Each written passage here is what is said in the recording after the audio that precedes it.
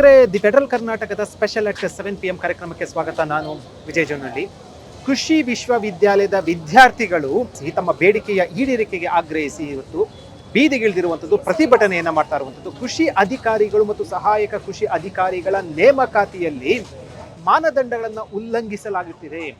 ಬೇರೆ ಬೇರೆ ಪದವಿ ಪಡೆದಂತ ವಿದ್ಯಾರ್ಥಿಗಳನ್ನ, ಬೇರೆ ಬೇರೆ ಪದವಿ ಪಡೆದಂತ ಪದವೀದಾರರಿಗೆ ಈ ಕೃಷಿ ವಿಶ್ವವಿದ್ಯಾಲಯದ ಅಧಿಕಾರಿಗಳ ಹುದ್ದೆಗಳನ್ನ ನೇಮಕಾತಿಗೆ ಅವಕಾಶ ಮಾಡಿಕೊಳ್ಳಲಾಗ್ತಾ ಇದೆ. ಇದು ಅನ್ಯಾಯ ಅಂತ ಕಳೆದ 25 ದಿನಗಳಿಂದ ಜಿಕೆವಿಕೆಯಲ್ಲಿ ವಿದ್ಯಾರ್ಥಿಗಳು ಪ್ರತಿಭಟನೆ ಮಾಡ್ತಾ ಇರುವಂತದ್ದು. ಆದ್ರೆ ವಿದ್ಯಾರ್ಥಿಗಳ ಪ್ರತಿಭಟನೆಗೆ ಸೊಪ್ಪು ಹಾಕದ ಹಿನ್ನೆಲೆಯಲ್ಲಿ ಸರ್ಕಾರದ ವಿರುದ್ಧ ರಾಜ್ಯಾದ್ಯಂತ ಎಲ್ಲ ಕೃಷಿ ವಿಶ್ವವಿದ್ಯಾಲಯದ ವಿದ್ಯಾರ್ಥಿಗಳು ಇವತ್ತು ಪಿಳಂಬರದಲ್ಲಿ ಬೃಹತ್ ಪ್ರತಿಭಟನೆ ನಡೆಸ್ತಾ ಇದ್ದಾರೆ. ಏನ್ ಪ್ರತಿಭಟನೆ ಮತ್ತು ವಿದ್ಯಾರ್ಥಿಗಳ ಆಗ್ರಹ ಏನು, ಅವೆಲ್ಲವನ್ನೂ ಕೂಡ ವಿದ್ಯಾರ್ಥಿ ಮಾತಾಡ್ತಾ ನೋಡ್ತಾ ಇರುವಂತದ್ದು. ನೂರಾರು ವಿದ್ಯಾರ್ಥಿಗಳು ಬೆಂಗಳೂರಿನ ಫ್ರೀಡಂ ಪಾರ್ಕ್ ನಲ್ಲಿ ಪ್ರತಿಭಟನೆ ಮಾಡ್ತಾ ಇರುವಂತದ್ದು ಸರ್ಕಾರದ ನಿರ್ಧಾರದ ವಿರುದ್ಧ, ಘೋಷಣೆಗಳನ್ನ ಕೂಗ್ತಾ ಇರ್ತದ್ದು. ವಿದ್ಯಾರ್ಥಿಗಳು ಏನ್ ಹೇಳ್ತಾರೆ ಸಂಬಂಧಪಟ್ಟಂತೆ ಅವ್ರು ಮಾತಾಡ್ತಾ ಹೋಗೋಣ ಬನ್ನಿ. ನಾವು ಏನ್ ತಮ್ಮ ಹೆಸರು? ಎಲ್ಲಿಂದ ಬೆಂಗಳೂರು. ಯಾವ ಸೆಮಿಸ್ಟರ್ ಓದ್ತಾ ಇರೋದು? Second semester. ಏನ್ ಡಿಮ್ಯಾಂಡ್ ಏನು, ಏನ್ ಅನ್ಯಾಯ ಆಗ್ತಾ ಇದೆ ಸರ್? ಏನಂದ್ರೆ C&R ರೂಲ್ಸ್ ವೈಲೇಷನ್ ಆಗಿದೆ AOAA ಎಕ್ಸಾಮ್ ಅಲ್ಲಿ. BE ಬಯೋಟೆಕ್ನಾಲಜಿ ಮತ್ತು ರಾಯ್ಟೆಕ್ ಯೂನಿವರ್ಸಿಟಿ ಅವ್ರನ್ನ ಆ್ಯಡ್ ಮಾಡಿದ್ದಾರೆ.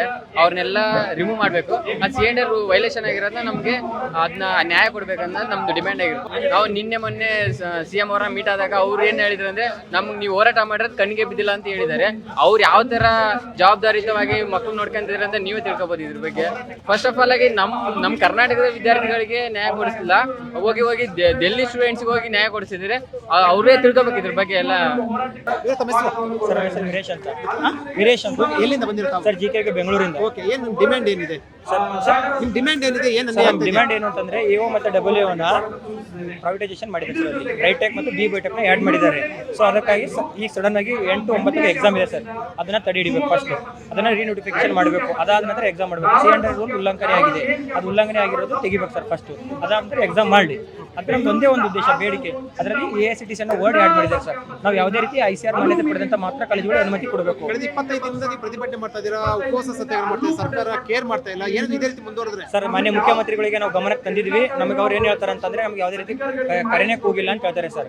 25 ದಿನಗಳ ಸತತವಾಗಿ ನಾವು ಹೋರಾಟ ಮಾಡಿದ್ವಿ ಸರ್. ಯಾವುದೇ ರೀತಿ ಕರೆಗೆ ಹೋಗಿಲ್ಲ. ಅವ್ರಿಗೆ ಮೆಮೊರಂಡಮ್ ಕೊಟ್ಟಿದ್ವಿ. ಅವರು ನಾವು 24 ಗಂಟೆ ನೀವು ನ್ಯಾಯ ಕೊಡಿಸಿ ಅಂತ ಹೇಳಿದ್ರೆ ಇಲ್ಲಿವರೆಗೆ ನಮ್ಗೆ ನ್ಯಾಯ ಬಂದಿಲ್ಲ ಸರ್. ಮುಂದುವರೆದ್ರೆ ಸರ್ಕಾರ ಬಿಡೋದೇ ಇಲ್ಲ ಸರ್. ಮುತ್ತಿಗೆ ಹಾಕಿ ಆಗ್ತೀವಿ ಸರ್. ಇವಾಗ ಫ್ರೀಡಂ ಪಾರ್ಕಿಗೆ ಬಂದಿದ್ದೀವಿ. ಮುಂದೆ ಕೃಷಿ ಇಲಾಖೆ ಮುತ್ತಿಗೆ ಆಗ್ತೀವಿ, ಒಂದಿನ ವಿಧಾನಸೌಧಕ್ಕೆ ಮುತ್ತಿಗೆ ಆಗ್ತೀವಿ. ವಿದ್ಯಾರ್ಥಿಗಳು ಹೋರಾಟ ಸರ್. ರಾಜ್ಯದ ಬೇರೆ ಬೇರೆ ಜಿಲ್ಲೆಗಳಿಂದ ಆಗಮಿಸಿರುವಂತದ್ದು, ಮಂಡ್ಯ, ಧಾರವಾಡ, ಈ ರೀತಿ ಬೇರೆ ಬೇರೆ ಜಿಲ್ಲೆಗಳಿಂದ ವಿದ್ಯಾರ್ಥಿಗಳು ಆಗಮಿಸಿರುವಂತದ್ದು ಪ್ರತಿಭಟನೆಗೆ ಸಂಬಂಧಪಟ್ಟಂತೆ. ಬನ್ನಿ ಅವ್ರನ್ನ ಮಾತಾಡ್ತಾ ಹೋಗೋಣ. ಒಂದಷ್ಟು ಜನ ಮಾತಾಡ್ತಾ ಹೋಗೋಣ. ನಾವು ವಿದ್ಯಾರ್ಥಿಗಳು ಅವರು ಬಹಳ ಸ್ಪಷ್ಟವಾಗಿ ಹೇಳಿರುವಂತದ್ದು, ಒಂದು ವೇಳೆ ಅಂದ್ರೆ ಮುಖ್ಯಮಂತ್ರಿ ಭೇಟಿ ಮಾಡಿದ್ರು ಕೂಡ ನಮ್ಮ ಬೇಡಿಕೆ ಸಂಬಂಧಪಟ್ಟಂತೆ ಅವ್ರು ಗೊತ್ತೇ ಇಲ್ಲ ಅಂತ ಹೇಳಿದ್ದಾರೆ. ಇದೇ ರೀತಿ ಮುಂದುವರೆದ್ರೆ ನಾವು ಹೋರಾಟ ಹಮ್ಮಿಕೊಳ್ಬೇಕಾಗುತ್ತೆ ಅಂತ ಎಚ್ಚರಿಕೆಯನ್ನು ಕೊಟ್ಟಿರೋದು. ಮಾತಾಡ್ತಾ ಹೋಗೋಣ ಬನ್ನಿ. ತಮ್ಮ ಹೆಸರು? ಅಶ್ವಿನಿ. ಎಲ್ಲಿಂದ ಬಂದಿರ್ತಾವೆ? ನಾನು ಬೆಂಗಳೂರಲ್ಲೇನೆ. ನಾನು ಆಕ್ಚುಲಿ ಜಿಕೆ ಅಲ್ಯೂಮಿನಿ. ನಾನು UG ಮುಗಿಸಿ ಆಲ್ಮೋಸ್ಟ್ 10 ಇಯರ್ಸ್ ಆಗಿದೆ. ಇದು ಆಲ್ಮೋಸ್ಟ್ 10 ಇಯರ್ಸ್ ಇಂದ ಕರೆದೇ ಇದ್ದಂತ ಒಂದು ನೋಟಿಫಿಕೇಶನ್. ಈಗ ಕರೆದಿದ್ದಾರೆ, ಬಟ್ ಅದರಲ್ಲಿ ಮತ್ತೆ ಲೂಪ್ ಹೋಲ್ಸ್ ಮಾಡಿಟ್ಟಿದ್ದಾರೆ. So I think we need justice.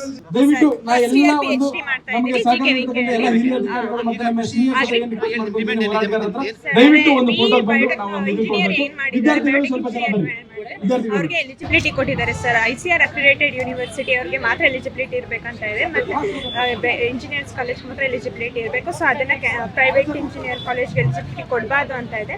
So ಹಾಗಾಗಿ ಅವ್ರನ್ನ ಕ್ಯಾನ್ಸಲ್ ಮಾಡಬೇಕು ಅಂತ ಈ ಹೋರಾಟ ಮಾಡ್ತಾರೆ. ನವೀನ್ ಕೃಷಿ ಅಂತ. ನಾನು ಮೂಲತಃ US ಬ್ಯಾಂಗ್ಳೂರ್ ಅಲ್ಯೂಮಿನಿ. ನಾನು ಒಬ್ಬ ವಿಜ್ಞಾನಿಯಾಗಿ ಕೆಲಸ ಮಾಡ್ತಿದ್ದೇನೆ. ಇವತ್ತು ಕೆಲಸಕ್ಕೆ ರಜೆ ಹಾಕಿ ವಿದ್ಯಾರ್ಥಿಗಳಿಗೆ ಸಪೋರ್ಟ್ ಮಾಡೋಕ್ಕೋಸ್ಕರ ಕೆಲಸಕ್ಕೆ ರಜೆ ಹಾಕಿ ಬಂದಿದ್ದೀವಿ. ನಂತರ ಸಾವಿರಾರು ಜನ ವಿದ್ಯಾರ್ಥಿಗಳು ಅಲ್ಯೂಮಿನಿ ಇವತ್ತು ಸಪೋರ್ಟ್ ಮಾಡ್ತಾ ಇದ್ದಾರೆ. ಇವತ್ತು ಆಗಿರೋದು ಬಹಳ ದೊಡ್ಡ ಅನ್ಯಾಯ. ವಿದ್ಯಾರ್ಥಿಗಳು ಉಪವಾಸ ಮಾಡ್ತಾ ಇದ್ದಾರೆ, ಬೀದಿಗಿಳಿತಿದ್ದಾರೆ.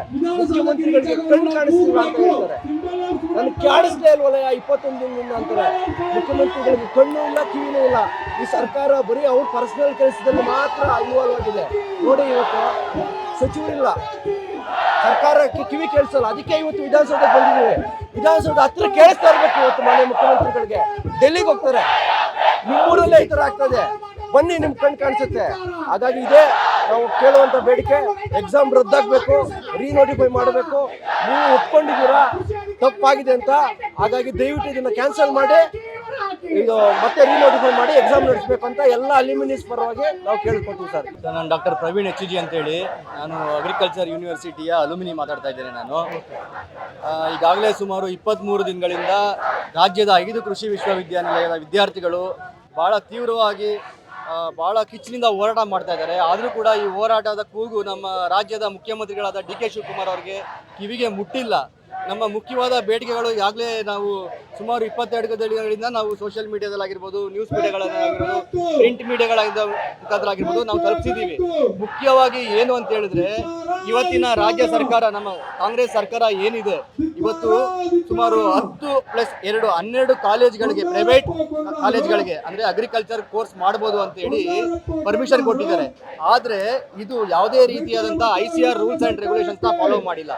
2024ರಲ್ಲಿ ಬೆಂಗಳೂರು ಕೃಷಿ ವಿಶ್ವವಿದ್ಯಾನಿಲಯದ SV ಸುರೇಶ ವೈಸ್ ಚಾನ್ಸಲರ್ ಅವರು ಏನು ಮಾಡಿದ್ರು, 2 ಪ್ರೈವೇಟ್ ಕಾಲೇಜ್ಗೆ ಪರ್ಮಿಷನ್ ಕೊಟ್ಟರು, ಅಫಿಲಿಯೇಷನ್ ಕೊಟ್ಟರು, ಪ್ರೈವೇಟ್ ಕಾಲೇಜ್ ಮಾಡ್ಬೋದು ಅಂತೇಳಿ. ಸುಮಾರು ಕಾಂಗ್ರೆಸ್ನ ಮಂತ್ರಿಗಳದು, MPಗಳದು, MLAಗಳದೇನೆ ಸುಮಾರು ಪ್ರೈವೇಟ್ ಕಾಲೇಜ್ಗಳು ಇವತ್ತು ತಲೆ ಎತ್ತಿದೆ. ಯಾವುದೇ ಕಾಲೇಜ್ಗಳು ಕೂಡ ICARನ ಮಾನ್ಯತೆಯನ್ನು ಪಡ್ಕೊಂಡಿಲ್ಲ. ಕೇವಲ ಸ್ಟೇಟ್ ಅಗ್ರಿಕಲ್ಚರ್ ಯೂನಿವರ್ಸಿಟಿಯ ಅಫಿಲಿಯೇಷನ್ ತಗೊಂಡು ಡಿಗ್ರಿ ಕೊಡ್ತಾ ಇದ್ದಾರೆ.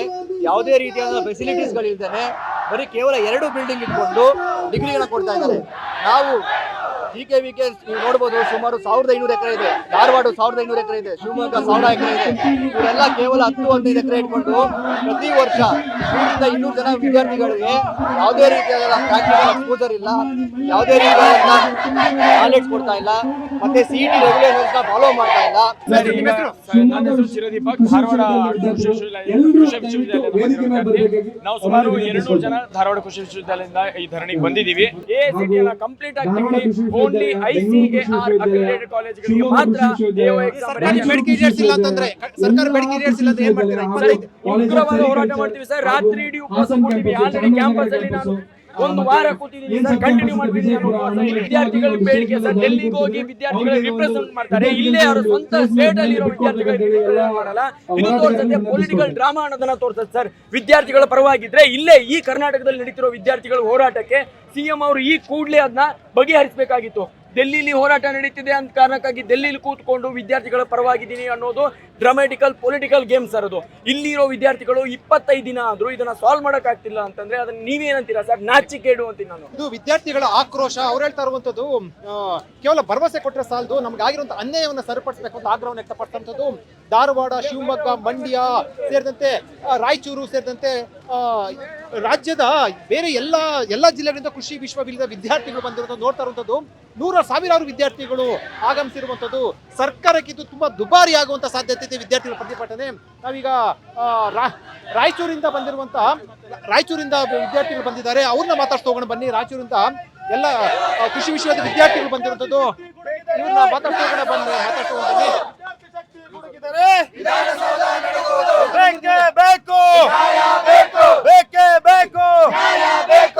ರಾಯಚೂರಾ? ಎಸ್ ಸರ್, ರಾಯಚೂರಿಂದ ಬಂದಿದ್ದೀವಿ ಸರ್. ನಿಮ್ಮ ಹೆಸರು? ನನ್ನ ಹೆಸರು ಅಂಕೇಶ್ ಅಂತ ಸರ್. ನಾನು PhD ವಿದ್ಯಾರ್ಥಿ.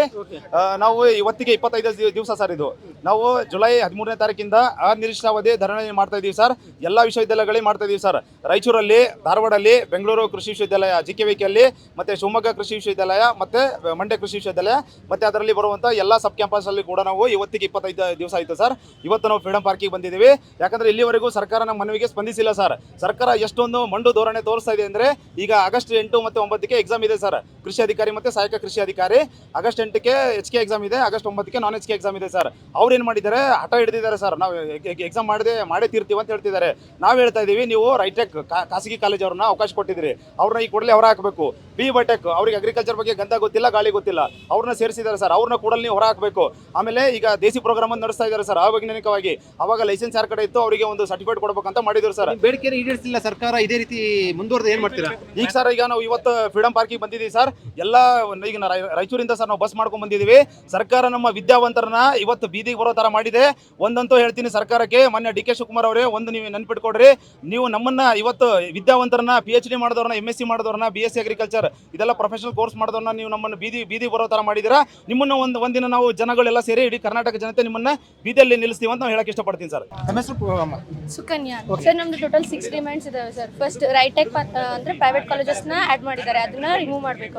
ಬಿ ಬಯೋಟೆಕ್ನಾಲಜಿ ಅವರಿಗೆ ನಮಗೆ ಕೋರ್ಸಸ್ ಯಾವುದು ಸಿಮಿಲರ್ ಇರೋದಿಲ್ಲ. ಜಸ್ಟ್ ಬಿಕಾಸ್ ಬಯೋಟೆಕ್ನಾಲಜಿ ಅಂತ ಒಂದು ವರ್ಡ್ ಇದೆ ಅಂತ ಕಾರಣಕ್ಕೆ ಬಯೋಟೆಕ್ನಾಲಜಿ ಅವ್ರನ್ನ ತಗೊಂಡು ಬಂದ್ಬಿಟ್ಟು ಹಾಕಿದ್ದಾರೆ ನಮ್ಮ ಏನು AO ಎಕ್ಸಾಮ್ಸ್ಗೆ. ಆ್ಯಂಡ್ 2% ಸ್ಪೋರ್ಟ್ಸ್ ಕೋಟಾ ಕೊಡಬೇಕು. ಎವ್ರಿ ಇಯರ್ ನಮ್ಮದು ಅಗ್ರಿಕಲ್ಚರ್ AO ಆ್ಯಂಡ್ AO ಎಕ್ಸಾಮ್ನ ಏನು ಕಂಡಕ್ಟ್ ಮಾಡಬೇಕು.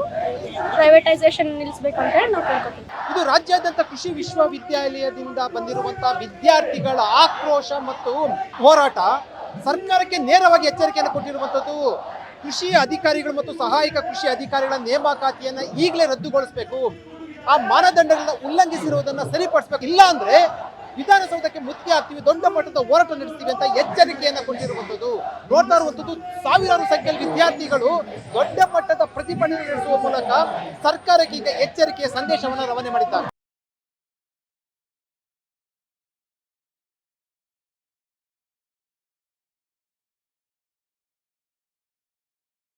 ಸುದ್ದಿ ಅಪ್ಡೇಟ್ಗೆ ಈಗಲೇ the federal Karnataka YouTube page ಅನ್ನು ಸಬ್ಸ್ಕ್ರೈಬ್ ಮಾಡಿ.